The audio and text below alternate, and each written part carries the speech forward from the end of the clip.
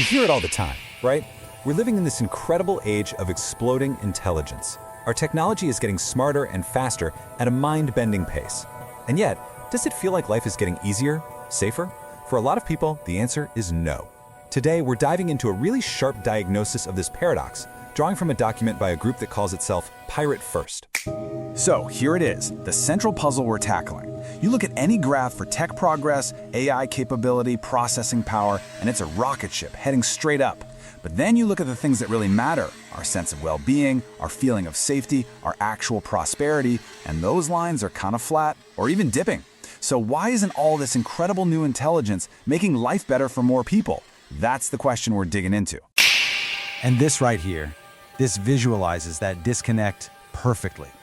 On one side, you've got this exponential curve of compounding intelligence just shooting for the moon. And on the other, a flat, chaotic line that represents the actual human experience of security. The source argues this isn't just a lag.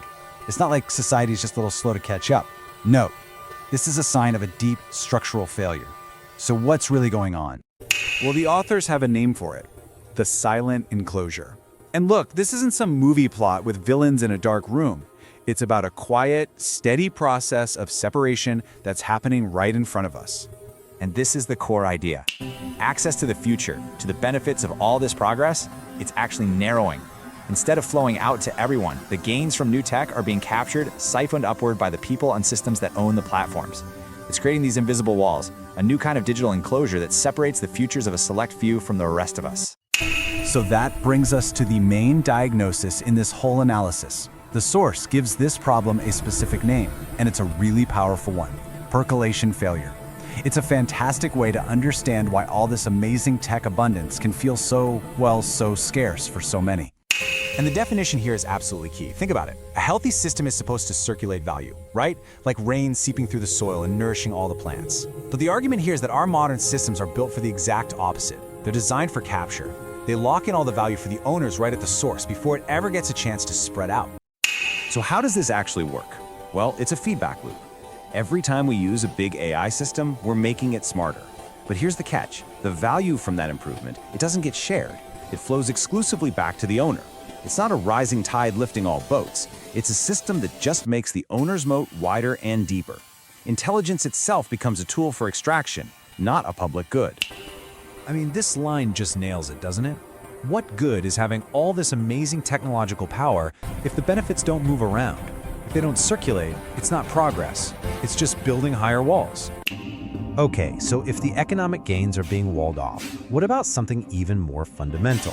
What about our safety? Well, this next section makes the argument that resilience itself is becoming a private luxury good. And this slide just lays it out so clearly. The source calls this the new unwritten social contract. For most people, the deal is you absorb the shocks. Economic crisis, climate chaos, social instability, you're just expected to take the hits. But for a small group with the right resources, the game is totally different. It's about using capital and technology to hedge against that same volatility, to insulate themselves from the storm. And we're not talking about hypotheticals here. The source points to real, concrete examples of how capital is being used to build private resilience. People are literally building their own private lifeboats, their own power, their own security, their own exit plans.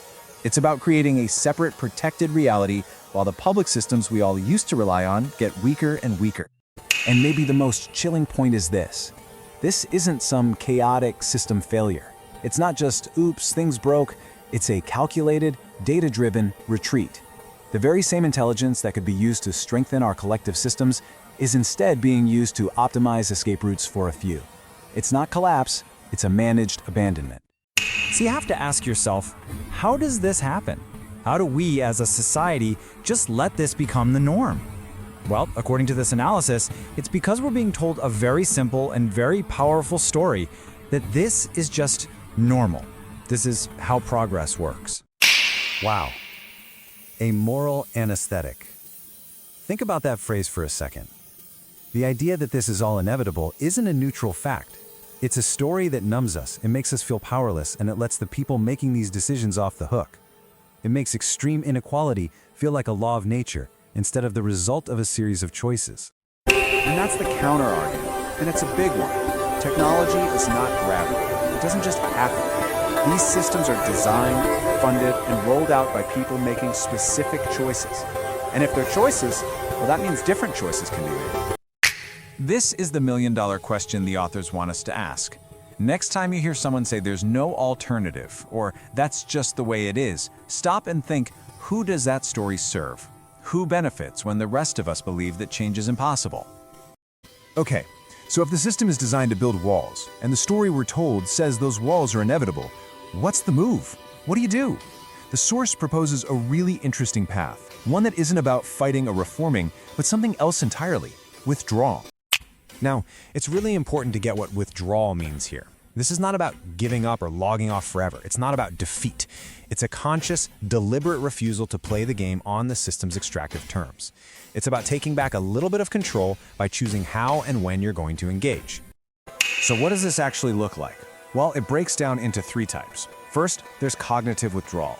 You just stop buying the story that this is all unavoidable. Second, economic withdrawal. You actively try to depend less on the platforms that are designed to extract from you. And finally, narrative withdrawal. You stop repeating the myths. You starve them of the oxygen they need to survive. And at the end of the day, the real power of withdrawal is the signal it sends. It's a declaration. It says, we see the walls you're building, and we do not consent.